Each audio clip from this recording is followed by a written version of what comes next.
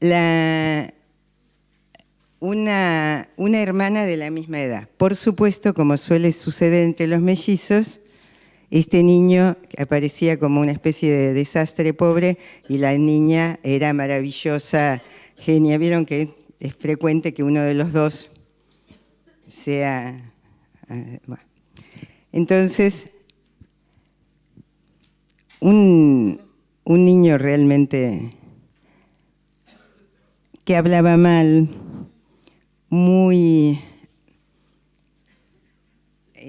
como muy poco diestro motrizmente.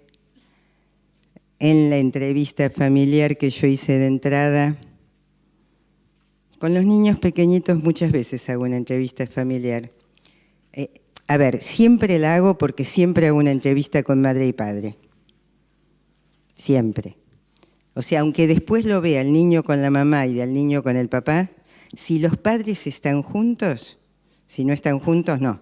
Si los padres están separados, hago las entrevistas por separado. Pero si los padres están juntos, pido una entrevista con ambos padres de entrada. Ahora, si hay hermanos que a mí me parece que inciden en la situación, y a veces, aunque no me parezca, hago por lo menos una entrevista familiar, que a mí me sirve como para ubicar un poco qué es lo que pasa en esa familia.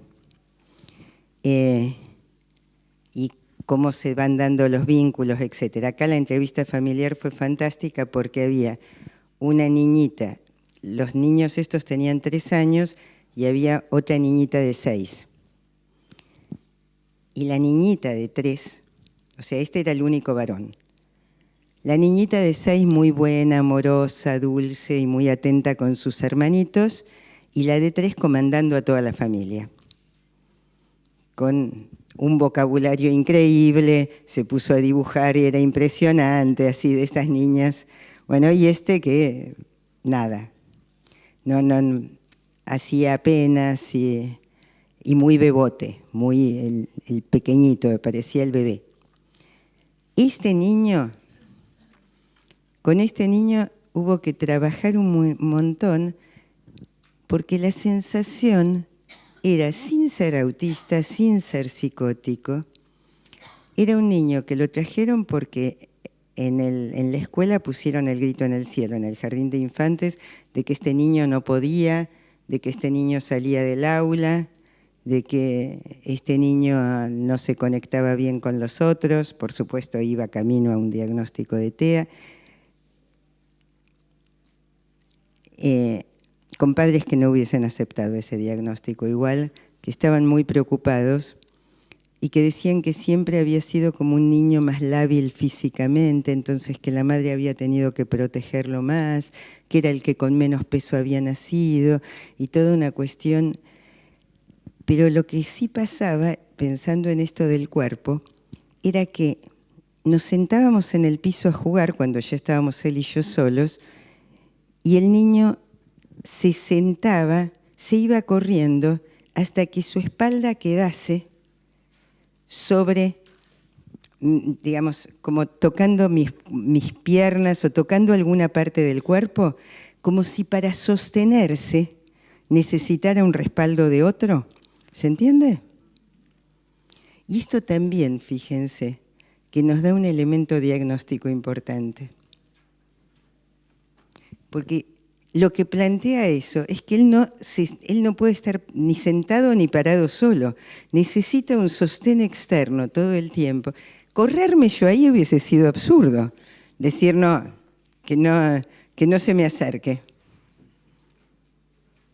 En realidad hubiese sido sacarle el sostén que era imprescindible para él hasta que pudo como ir funcionando solito.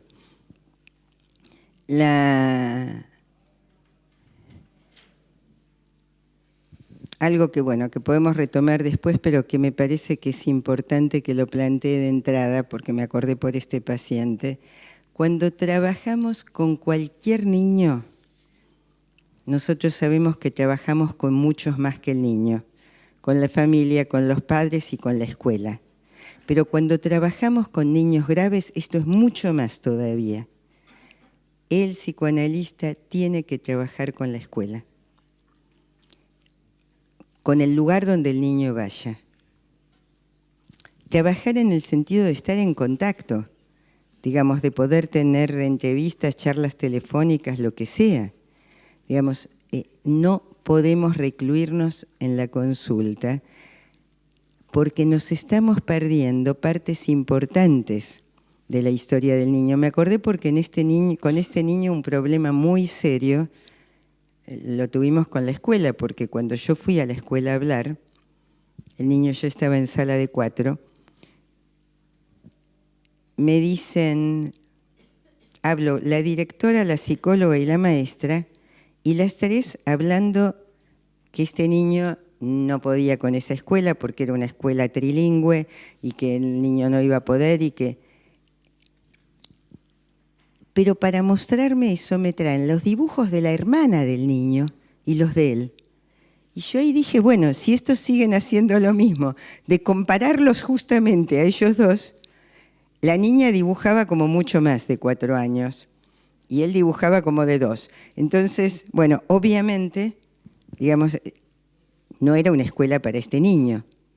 Yo creo que no es en ese sentido. Es una escuela muy, muy, muy exigente intelectualmente y que una escuela privada y donde funcionan bien niños que tienen dificultades de conducta, pero que son brillantes intelectualmente, pero cualquiera que tenga alguna dificultad más en la cuestión del aprendizaje pierde.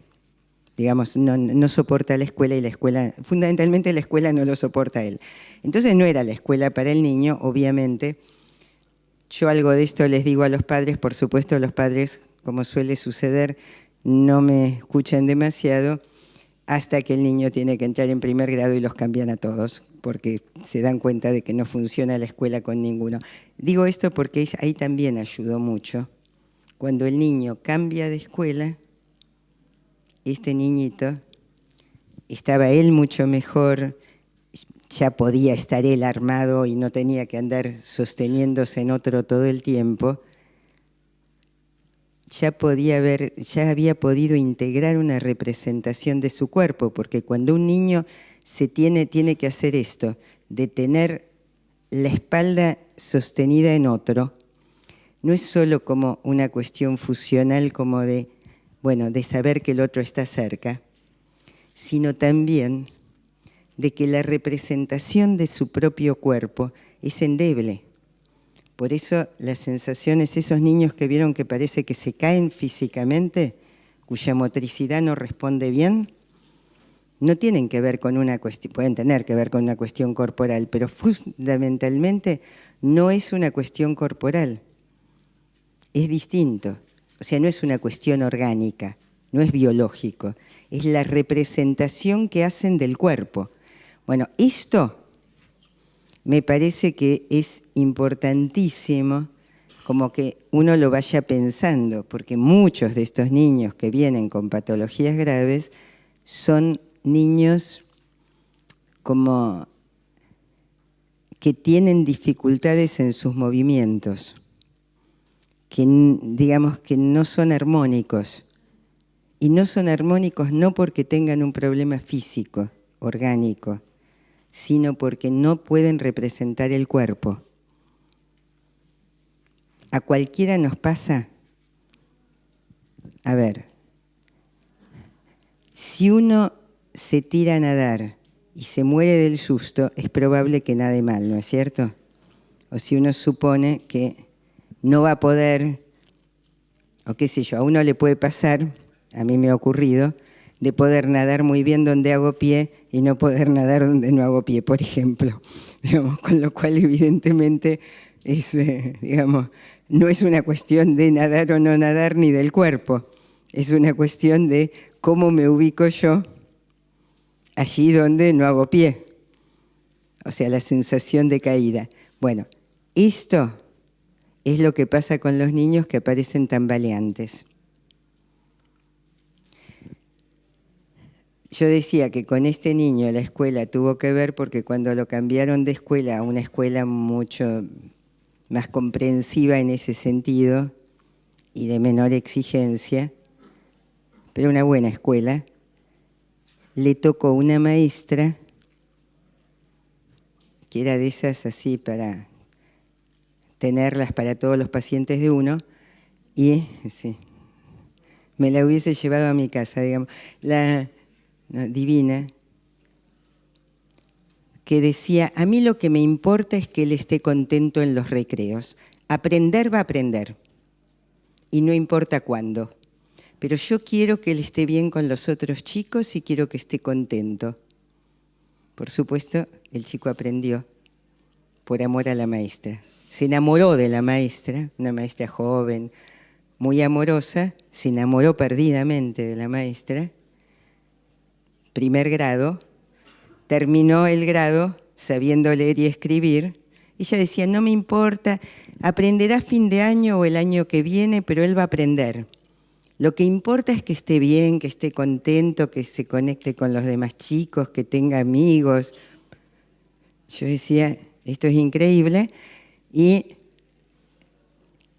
el chico no quería faltar a la escuela, hablaba todo el tiempo de su maestra y aprendió a leer y a escribir por amor a la maestra. En realidad, y pudo organizarse mucho más él.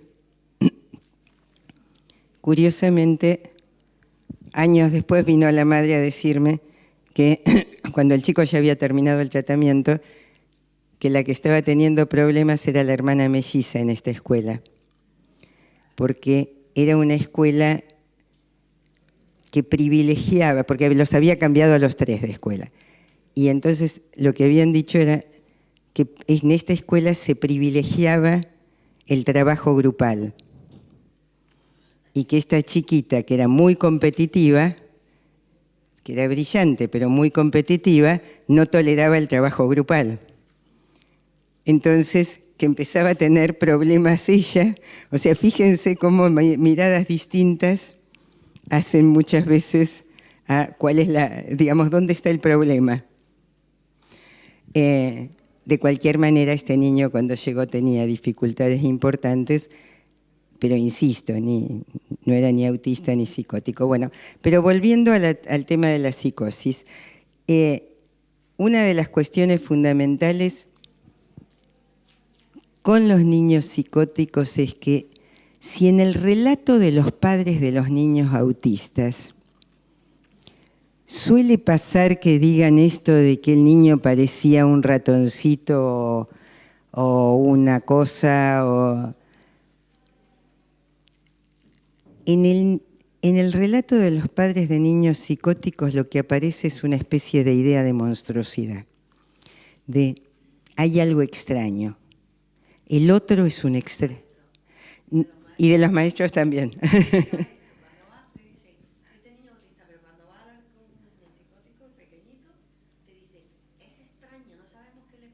Claro, claro, porque la sensación es de, justamente por esta cuestión de que tienen estallidos, de que puede pasar cualquier cosa en cualquier momento,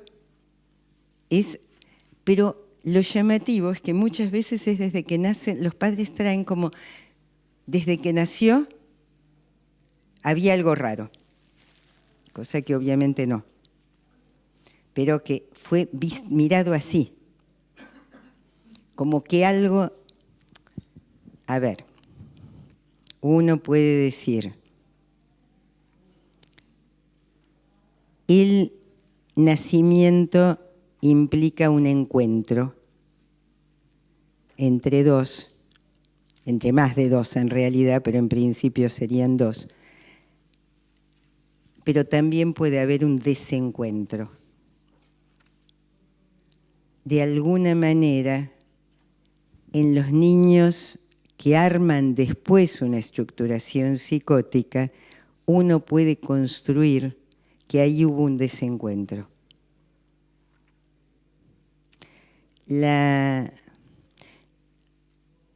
Fíjense que es llamativo porque en el DSM-5 no existe la psicosis infantil. Es curioso. No, ¿qué?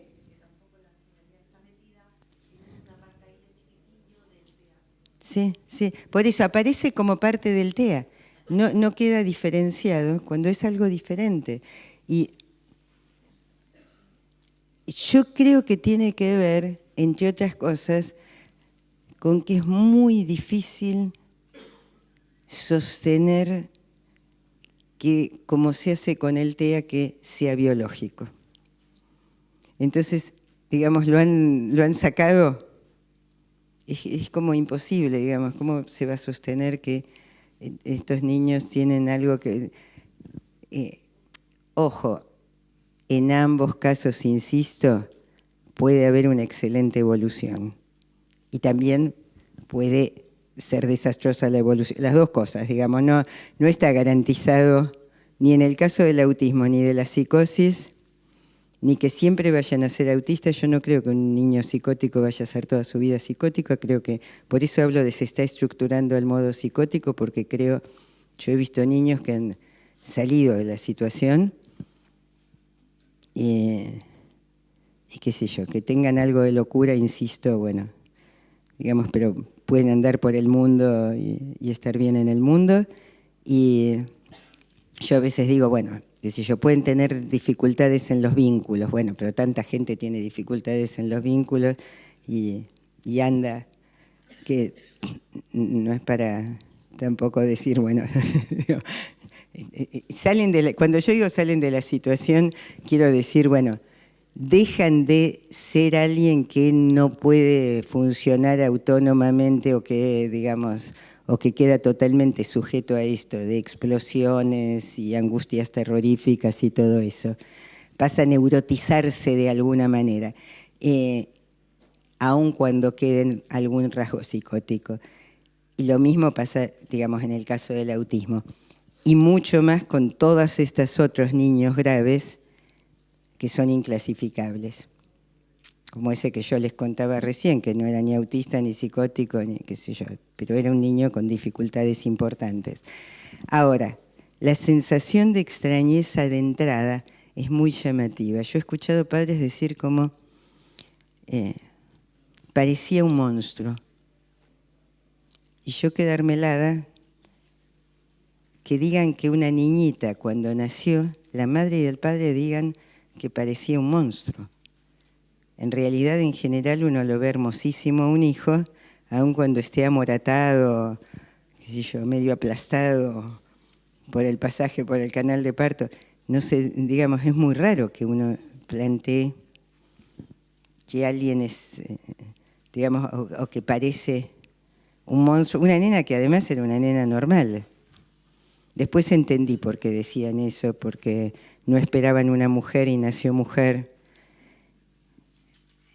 Y la madre era particularmente hermosa y la nena era una nena normal. Digamos, no era una belleza, era una nena, qué sé yo. Igual, como los gestos hacen mucho a la persona, la nena tenía un gesto de terror. Pero eso yo la conocí de 4 años, o sea que ese gesto de terror había sido construido. Y alguien con gesto de terror se afea, si quieren. Pero tampoco era una niña, qué sé yo, ni por casualidad parecía un monstruo, para nada. Era una niña normal. Y esto, bueno, vieron que eso es totalmente relativo. Uno escucha a padres decir porque mi hija o mi hijo es una belleza y uno los ve y no es que sean una belleza, los ven ellos como una belleza y también pueden decir es un espanto y uno los ve y no es ningún espanto. Por eso les digo, uno no puede basarse nada más que en lo que los padres dicen porque si no está viendo al niño que los padres ven, no a lo que pasa con ese niño, que puede no tener nada que ver. Pero esto de la sensación de extrañeza me parece que sí es muy importante, porque además, Araceli decía lo de que en la escuela esto se repite, porque yo creo que después es cierto que son niños que aparecen como si hubiese algo extraño. Digamos, todo el planteo, hay algo que no cierra con este niño o algo, pero que tiene que ver con esto de un niño que también vive en un mundo monstruoso. Si el niño autista vive en un mundo vacío, el niño psicótico vive en un mundo monstruoso. Yo insisto, hago esta diferencia porque en todos estos niños inclasificables que yo digo, uno puede encontrar en algunos funcionamientos autistas. Franz Tastin habla de funcionamientos autistas en pacientes neuróticos, y uno eso encuentra montones, pero también encuentra niños en los cuales hay funcionamientos psicóticos en niños que no son psicóticos estrictamente. Y muchos de los niños, estos que nos llegan como TEA, entran dentro de estas variantes.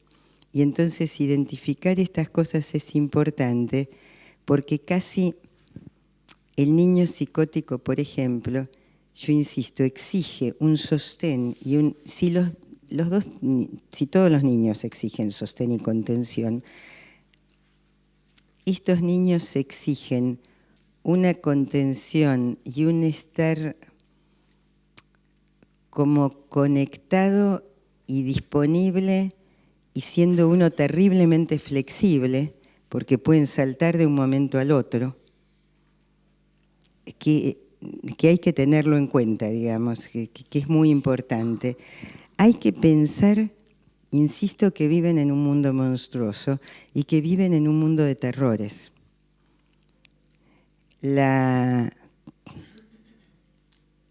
Viven en un mundo de terrores en el cual suponen que pueden ser tragados, que se pueden desintegrar, que se pueden morir, que alguien puede venir a matarlos, que pueden caer en un abismo, que pueden ser cortados en pedacitos. Algunos de los niños que vienen diagnosticados como trastorno posicionista desafiante tienen funcionamientos psicóticos.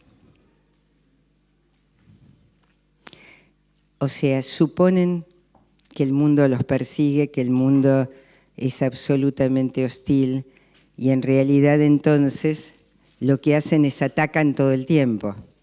Ojo, no son los niños estos que hablan y discuten y que también son diagnosticados como trastornos, pues son los que llegan a la escuela y matan a todo el mundo y empiezan a revolear sillas y le pegan hasta a la maestra y a la directora y no discriminan a nadie, digamos. Y también a veces los diagnostican como posicionistas desafiantes. Como no los pueden diagnosticar como TEA, porque hablan, se conectan, pelean, etcétera, entonces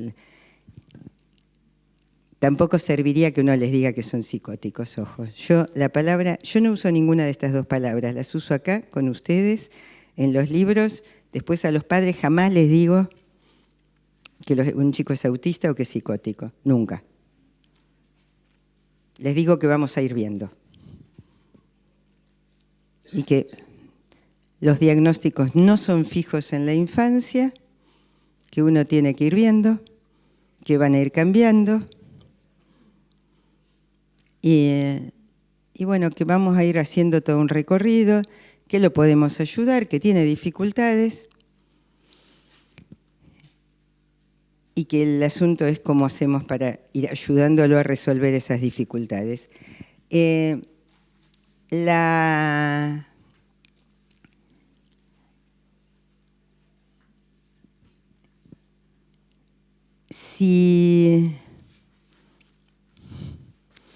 También pensaba que también en relación a los padres hay una diferencia importante, por lo menos en mi experiencia. Les pueden pasar otras cosas, pero en mi experiencia, yo con las madres de chicos, tanto autistas o que estos que tienen rasgos autistas, funcionamientos autistas, lo que me suele pasar es que son mamás muy depresivas, a las cuales tengo que contener y sostener para que no se caigan y desconecten, pero por depresión. Con aquellas que los chicos son, y ojo, no digo que sea causa-efecto esto, digo con lo que me vengo encontrando en la clínica, con los chicos que tienen rasgos psicóticos, que se están estructurando de un modo psicótico, tengo que contener a las madres, pero para frenarlas, para ser yo de tamiz. En el otro caso es yo estar ahí conteniendo para que se vinculen. En este caso es contenerlas para que no destruyan. Digamos, frenar, como frenarles la locura a ellas en relación a ese hijo, porque por ahí después funcionan en el mundo. La mamá esta de la nena que yo le terminé cantando, le cantaba canciones de cuna cada vez que se ponía mal y que no quería entrar al ascensor y bueno, todas estas cosas. Un día delante de la nena me dice así, ¿no ve que está muerta? La nena estaba ahí paradita. Bueno, yo les digo, fue muy fuerte para mí, me imagino cómo debe haber sido para la nena, que no hablaba, pero obviamente escuchaba y debía... Bueno, era una mujer que podía decir, por otro lado era una profesional y andaba por el mundo, digamos, pero podía decir estas cosas. O una vez, en una entrevista, yo tenía muchas entrevistas con ella justamente para tratar de contener estas situaciones, me dice, bueno, es así, en mi familia es así. Mi mamá a mí no me quería y yo no la quería a ella, yo quería a mi abuela. Ella a mí no me quiere, yo no la quiero, ella la quiere a mi mamá a ella la quiere, digamos. Así era toda además una línea de mujeres. Entonces después sí me dice, yo a quien quiero es a mi hijo varón. Dice, a mi papá más o menos y a mi marido nada. Ahora, pero todo esto dicho así como quien dice, fui a comprar al supermercado, digamos, claro, y lo daba como cosa, ¿se entiende? Ese es el tipo de discurso psicótico, el discurso de certezas, digamos, en donde no había ninguna posibilidad ahí de que yo dijese nada, porque las cosas son así, digamos, bueno, le informo cómo es la cosa en este mundo y en esta familia, y eso es así, y todos estamos contentos así, y ya está. O sea, son situaciones, y a eso me refiero con las certezas.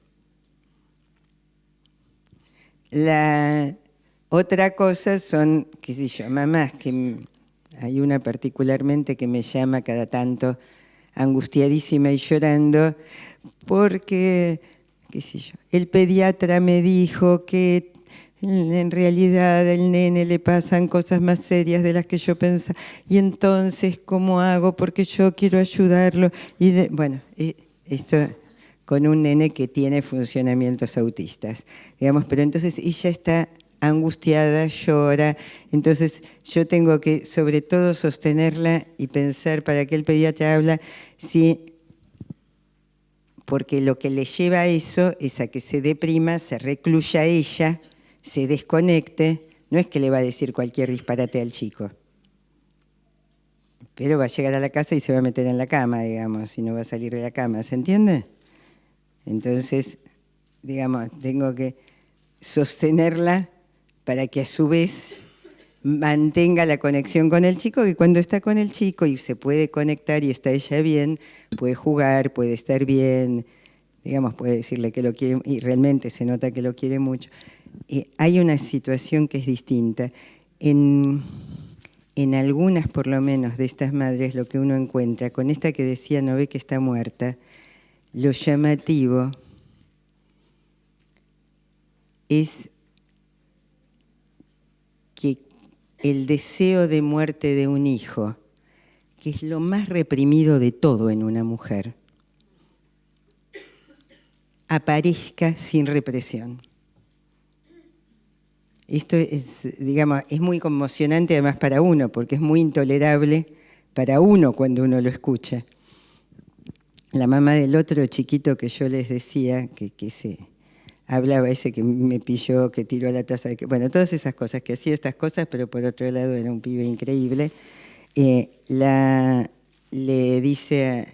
madre me dice un día, no lo soporto más, habría que internarlo, sí, Si un auto lo pisa por la calle, le doy las gracias al conductor.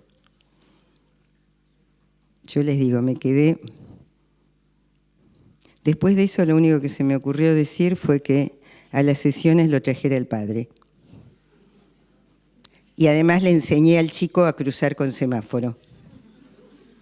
Si yo atiendo sobre una avenida por la cual pasan muchos autos, hay semáforos en todas las calles, dije, bueno, yo voy a preservarle la vida, porque después, digamos, mucho análisis, pero me pasé una sesión enseñándole, no en la calle, sino le dibujé una cosa que, bueno, uno puede decir, ¿qué estabas haciendo? Pero yo decía, bueno, primero, digamos, lo primero vamos a preservar y que él aprenda, un chico inteligentísimo que aprendía todo, entonces le digo, mirá, vos no podés cruzar con la luz roja, le expliqué, vienen autos, Y después tuve una entrevista con ellos y dije que, ya que ella planteaba que no lo podía manejar en la calle, me parecía fundamental que el padre se las ingeniase para traerlo a él.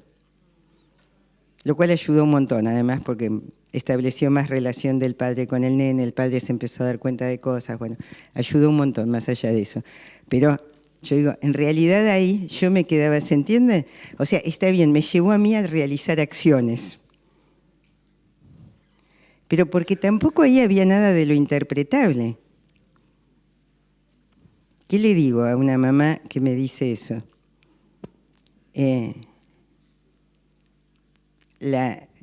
Desmiento yo la situación y le digo, bueno, pero seguramente no siempre es así, cosas así. Digamos, cuando estoy desmintiendo yo ahí, ¿se entiende? Digamos, entonces, sí.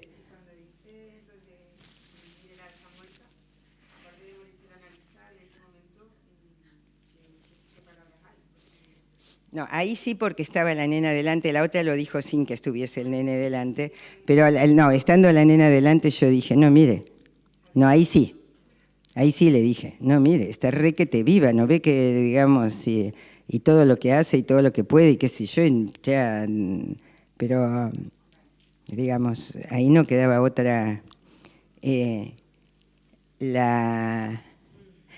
por otro lado, esta era una mamá que decía eso, pero con la cual yo no tenía miedo de que la expusiera a la nena a situaciones de riesgo. Con la otra sí. Con la otra sí, además porque una vez lo vi, yo salí de la calle, tuvo una última hora de sesión, yo salí después de que estaban esta mamá y este niño, y el niño se largó a cruzar la avenida sin mirar, y ella no lo corrió. Digamos, lo que hubiese hecho alguien, que era salir disparado,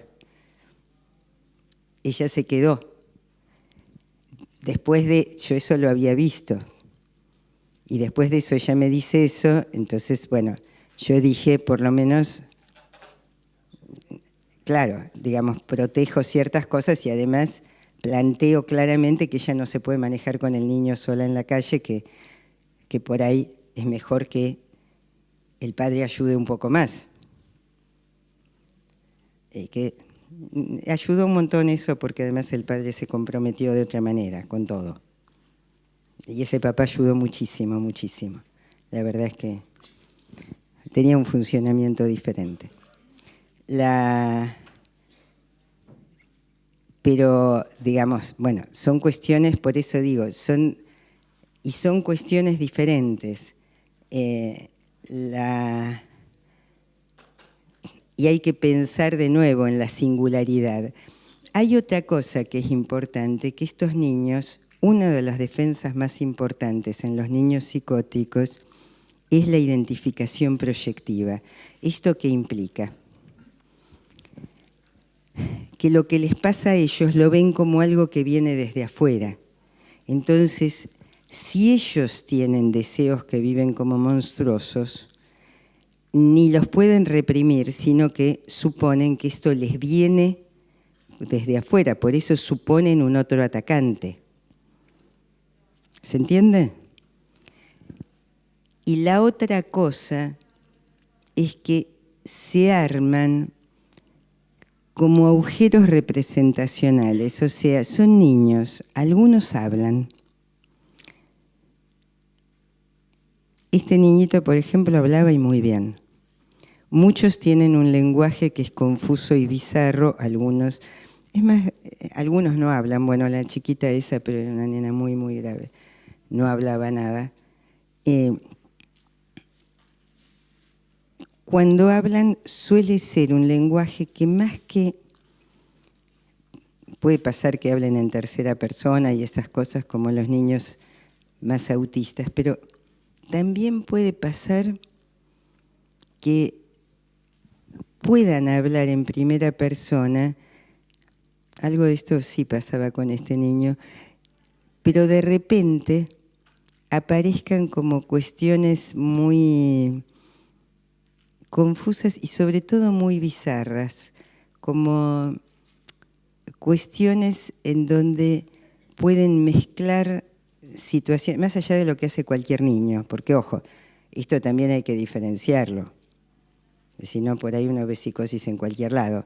Digamos, los niños inventan, los niños cuentan cosas disparatadas, como si fueran verdades, porque fabulan y ellos saben que además no es así, digamos, no es que ellos se confundan, pero cuentan historias. La otra vez estaba en una situación familiar en la terraza de una casa y se fue el gato a una casa vecina, el gato de la familia. Entonces el dueño de la casa se trepa por una pared. Estábamos comiendo en verano a la noche y yo estaba con mi nieta. Y era toda una reunión familiar. Entonces, bueno, el dueño de casa se trepa por una escalera, había una casa en construcción al lado, el gato se había ido ahí, no podía bajar, bueno, entonces se trepa, va a la casa en construcción, agarra el gato, baja. Esto pasa, mi nieta fascinada con toda la escena, le pareció una aventura increíble, miraba todo, estaba como, digamos, el otro ya era Superman, y después me dice, se lo empieza a contar a la madre, que no estaba ahí, al día siguiente, y me mira así, como que yo me calle, y le empieza a contar que ella también fue a buscar al gato. Y que ella subió por la escalera y anduvo por el edificio en construcción.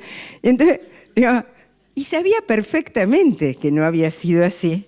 Y me miraba a mí como diciéndome, no abras la boca.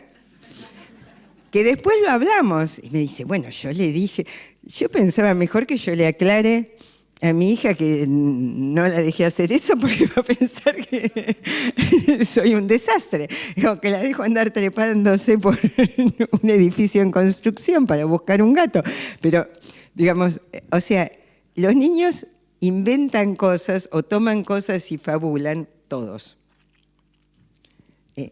Lo hacen como, digamos, porque tienen que ser protagonistas de historias de las cuales suponen que es hermoso ser protagonistas, ¿entiende? Eso es una cosa, y los relatos bizarros son otros, donde además no hay coherencia.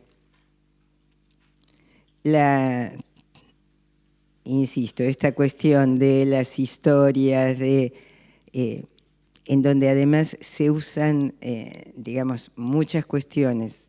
Cuando aparece lo bizarro, se usan palabras de un modo como que no tiene que ver con la situación en sí, o que son palabras prestadas. Muchas veces estos niños también toman frases de la tele, o de los videitos. Ahora es de los videitos, más que de la tele inclusive, pues es algo que tienen disponibles todo el tiempo. Y por otro lado, lo que aparecen son agujeros de pensamiento, o sea, lo que podemos decir agujeros representacionales, o sea, como si hubiese vacíos en las redes de pensamiento. Y esto es algo que también tenemos que tener en cuenta. Piero Lanier en ese sentido plantea esto que tiene que ver con, llámenlo como quieran, forclusión o desestimación, pero ella lo que toma para pensar la psicosis es el texto de Orwell,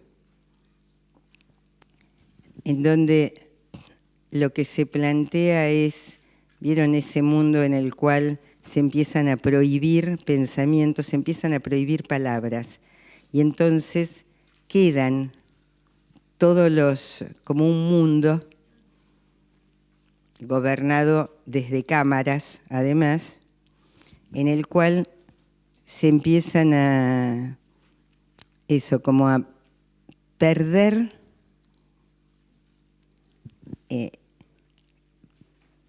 como si en secuencias, por ejemplo, en un periódico, se tachan pedazos, porque bueno, los que, o el gran jefe sería una cosa así, digamos, el que ordena todo, no quiere que se vean determinadas noticias. Pero entonces no solo los periódicos de hoy, los periódicos históricamente, y las palabras que se sacan se tiran como en un pozo que, digamos, las cosas se van, hay una película sobre esto también, se van como desapareciendo. Entonces se hacen añicos. Lo que pasa es que el tema no es destruir solo esos periódicos, esas palabras, que esas palabras no se vuelvan a utilizar, sino que hay que destruir, que es lo que ella plantea como característica de este tipo de movimiento de la psicosis, el movimiento mismo de haberlas destruido. Porque si uno se acuerda de que destruyó algo, o sea, si eso queda, podría recuperarlo en todo caso, intentar recordarlo. Entonces dice, lo que hay que expulsar no es solo la representación, sino el movimiento mismo de inscripción y de desinscripción de esa representación. Lo que queda entonces es un texto agujereado. Y esto es lo que dice que pasa a nivel de pensamiento en todos los pacientes psicóticos. Y yo creo que es muy interesante para pensar, por eso él ya plantea la construcción, porque hay que volver a armar redes de pensamiento y recuperar historias. Y entonces ir armando historias, como para poder armar aquello que si no, no, digamos, queda como en el aire, queda como pedacitos de fragmentos. Entonces, hay algo que es muy importante que podemos hacer nosotros, además, y que de nuevo tiene que ver con parte de la actitud de la cual hablábamos ayer, que esta cuestión de tener en cuenta al niño y ubicarlo como alguien que puede pensar, pero que para eso nosotros también le comunicamos como las cuestiones, por un lado, le anticipamos cuestiones. Esto que yo contaba ayer de la escuela, de decirle, bueno, la semana que viene vamos a hacer las cosas de tal manera. Esto de nosotros también poder anticiparle cosas, poder dirigirnos a él hablándole, relatándole. A veces, por ejemplo, algo que puede servir es esto de decirle, la vez pasada pasó, la sesión pasada pasó tal cosa. ¿Te acordás de esto? Bueno, ¿querés que sigamos con este? Digamos, como que el chico suponga y se dé cuenta de que nosotros lo seguimos teniendo en nuestra cabeza, seguimos pensando en él, aun cuando él no esté. es muy claro esto con las vacaciones, cuando uno le puede decir, uy, sí, pensé en vos, estuve pensando en vos, tenía ganas de verte, tenía ganas de que vinieras. Esto, a ver, que uno, un paciente adulto, no lo recibe diciéndole, uy, qué ganas tenía de verte. Obviamente. Con un chico, y sobre todo con un niñito grave, uno puede decir estas cosas. Y yo creo que ayuda a decir estas cosas. Por esto de transmitirle al niño, bueno, acá yo estaba esperándote, vos tenés un lugar en mí aunque no estés presente. Esto que a vos te cuesta hacer con respecto al resto del mundo, yo puedo hacerlo en relación a vos. ¿Se entiende? O sea, uno transmite modelos de pensamiento también. No lo que pensar, pero sí posibilidades de pensar, que es distinto. Entonces, porque si no, el niño, si tiene que vivir en estado de alerta todo el tiempo, no va a poder pensar. Y lo que aparece muchas veces en estos niños cuando hablan es no recuerdo, no pienso, no nada, digamos.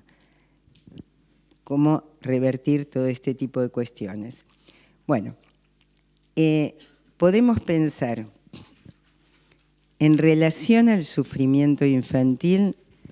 Decíamos ayer que en realidad hay como dos posiciones, que una es pensar una dificultad como mensaje, como algo a analizar y escuchar, y otra es pensar esa dificultad como algo que hay que acallar. La idea que yo tengo es, el tema no es que acallemos la dificultad, sino pensemos qué nos está diciendo esa dificultad, qué está expresando y cómo lo podemos ayudar para salir de esa situación. Y diagnosticar es imprescindible, pero lo que hay que ver es qué le pasa a ese niño en particular. O sea, hacer un diagnóstico de conflictivas es fundamental, y esto es fundamental desde la primera entrevista con los padres. O sea, de entrada uno tiene que ir pensando, bueno, me meto en un territorio desconocido, tengo que explorar un territorio desconocido y tengo que ir viendo qué es lo que va pasando con estos niños, digamos, y con este niño y con estos padres y en esta familia, y cuáles son las conflictivas que se juegan y qué es lo que se pone en movimiento aquí. Entonces, esto yo lo dije un montón, diagnosticar no es rotular y se da a lo largo de muchas entrevistas, con muchas horas de intercambio. Y el tema fundamental es que ningún niño fue así desde siempre. O sea, ningún niño va a ser así desde siempre. Porque si no, se borra la historia y se borra el futuro. Y nosotros tenemos que hacer al revés. Tenemos que recuperar la historia y recuperar al niño como alguien con futuro. Entonces, yo creo que no tenemos que confundir la necesidad de detectar dificultades tempranamente con rotularlo. Sí hay que detectar las dificultades. Todos los diagnósticos del DSM, no me voy a detener en esto, pero intentan encuadrar lo inencuadrable. O sea, intentan meter así en cajas lo que no se puede meter en cajas. Si ustedes toman el DSM-5, seguramente se van a poder encontrar en alguno de los diagnósticos, pero ninguno de ustedes ni yo somos un diagnóstico. ¿Se entiende? Somos gente, a las cuales además nos pasan cosas muy diversas, porque uno puede tener, qué sé yo, digamos, funcionamientos muy disímiles y por ahí uno tiene ciertas fobias y ciertas otras cuestiones y ciertos pensamientos locos también y, digamos, bueno, un poco de todo, digamos. Y por otro lado, en los niños esto se da mucho más, porque en un adulto se supone que algo puede haber estado ya establecido. y es más fijo, pero en un niño no. Por suerte, los niños tienen la posibilidad de cambiar. Es muy serio que lo que se use para diagnosticar sean cuestionarios. Yo creo que esto ya se los dije otras veces. Hay una película muy buena que circula justamente en España, es más fácil de conseguir acá que allá, que, ¿cómo es? Que es esta que hace una crítica de todos estos métodos de diagnóstico, que es francesa, pero que la tradujeron acá en España. La infancia bajo control, es excelente esa película. Y acá está, digamos, acá se consigue mucho más, porque se tradujo acá. Si yo la tengo porque me la mandaron de acá. Pero, digamos, en realidad ahí aparece claro cómo los cuestionarios son absurdos. O sea, los cuestionarios buscan lo que, digamos, encuentran lo que buscan. Hay cuestionario para el TDAH y van a encontrar TDAH. Hay cuestionario para el TEA, van a encontrar TEA. Hay cuestionario para el trastorno oposicionista desafiante, van a encontrar trastorno oposicionista desafiante. Digamos, los términos son vagos y además nadie cuenta en un cuestionario lo que le pasa de verdad. Y el que anota en el cuestionario no pesca lo que le pasa al otro. Hay una escena en esa película que es maravillosa. Una mamá, creo que es en Alemania, un psicólogo haciéndole una entrevista a una mamá de un nene de 4 o 5 años. Y el psicólogo le dice, ¿maltrata a los animales? Y la mamá con una sonrisa de oreja a oreja dice, sí. El psicólogo pone una cruz en sí, pero se perdió el que para esa mamá que el niño maltratase a los animales le daba un placer enorme. Entonces no entendió nada de lo que pasaba ahí. ¿Se entiende? Si después se queda con el cuestionario, que el niño maltrate a los animales, además que es maltratar a los animales, que el niño maltrata, que el niño no maltrata, qué sé yo, digamos, es todo muy relativo. Eso no dice nada. Lo que sí decía es la actitud de esta mamá. Otra escena de ese mismo cuestionario, de esa misma entrevista, que es insólita, es que el psicólogo le dice si roba cosas de la casa. Y la madre le dice que sí. Y entonces el psicólogo le pregunta si él diferencia lo que es propio y ajeno. La madre le dice que sí, por supuesto. Ningún niño supone que roba en su propia casa. Es más, ningún adulto supone que roba en la casa de los padres cuando saca cosas. O sea que es así. Suponen que sigue siendo su propia casa. Entonces no es robar eso. Digamos, robar, si un niño saca cosas de su casa, no está robando. ¿Se entiende? La palabra robar es absurda ahí. Un niño de 4 años no roba. Menos de su propia casa. Le puede sacar algo a un compañerito que también, digamos, es más habitual de lo que se piensa y tampoco es una cosa de patología, digamos. Pero en su casa, no. Si ustedes vieron que aún las mujeres más grandes, si van a la casa de los padres, por ahí le sacan cosas a la madre. Ay, qué lindo esto, qué sé yo, a veces dice me lo prestas y otras veces, bueno, qué sé yo, me lo llevo, ¿no? Más o menos es, no es robo. Es que sigue siendo de uno lo de los padres toda la vida. Bueno, pero fíjense qué absurdas que son las entrevistas con eso. Los cuestionarios son todos increíbles y también el problema es que los protocolos se basan en lo observable y no le dan importancia a lo que pasa con el niño, a qué produce el niño. En realidad, transformar lo cualitativo de la vida en cantidad es un modo de descomplejizar la vida y en realidad esto es absolutamente anticientífico. Se quiere disfrazar de ciencia y es lo más anticientífico del mundo. Si hay algo que tiene que ver con la ciencia en la actualidad, es que todo se supone súper complejo.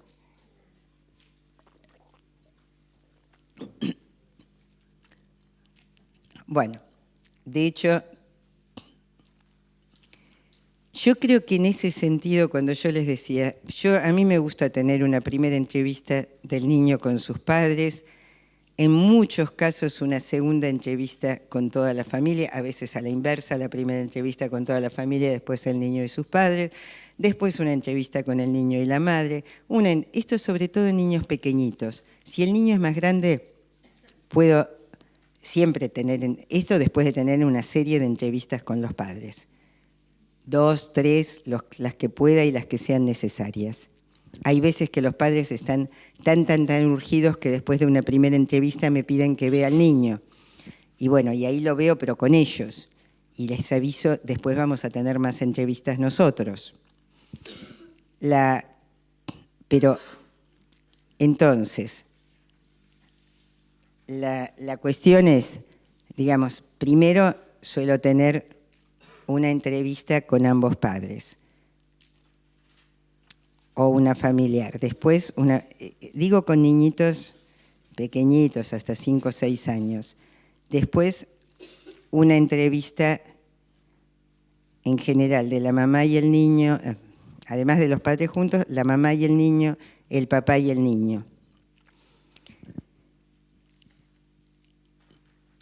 Y después de eso veo, según como sea la situación, porque hay veces en que cuando en un niño lo que predominan, por eso les decía, es diferente. En los niños en los que predominan características autistas,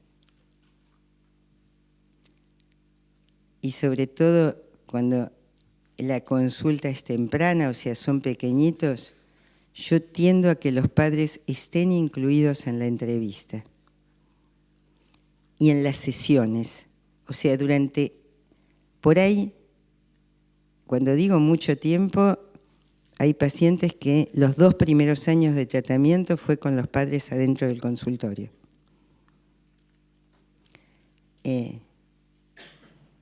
Y lo vamos a seguir charlando esto, pero para mí fue muy importante eso. A mí me dio resultados. No hago lo mismo con los niños que tienen características psicóticas. Por esto que decía, además de las diferencias entre las madres y las diferencias en el vínculo, porque de un lugar tengo que separar y en el otro tengo que unir. No sé si esto queda claro. O sea, si hay una mamá que no puede investir a ese hijo porque se retrae ella, yo tengo que ayudarla a establecer un vínculo, a ella y al papá, no solo a la madre, digamos que ambos puedan conectarse con ese niño y que le puedan ellos también transmitir algo del orden de la vitalidad. Si un niño está, por el contrario, totalmente desbordado y la problemática no es esa, sino que más bien lo que está ocurriendo es que el niño, digamos, queda totalmente desbordado, la madre está totalmente desbordada y además el niño no se puede separar, porque fíjense, y esto seguramente lo pueden reconocer en muchos pacientes, esta mamá que decía, si lo pisa un auto le doy las gracias al conductor, yo no conocí ningún niño que durante años haya dicho la mami, él decía la mami sabe, la mami dice, la mami era Dios. Esta mami que decía es un maldito psicótico, vino a complicarme la vida, etcétera, el niño no la podía cuestionar. ¿Se entiende? Ella tenía una palabra absoluta y para el niño también la tenía. Que en general, yo digo, los niños que cuestionan Es como decía mi hijo menor, bueno, ahora es abogado. Cuando era chico decía, mamá, los chicos que, porque él conocía todos los derechos del niño, por supuesto, yo se los había enseñado, que yo qué sé cuánto. Entonces decía, pero mamá, decía, los chicos que conocen los derechos del niño, ya mamá, los niños que conocen los derechos del niño son los niños a los que no se maltrata. Decía, porque a los que se maltratan no los conocen. Era chiquito, tenía razón.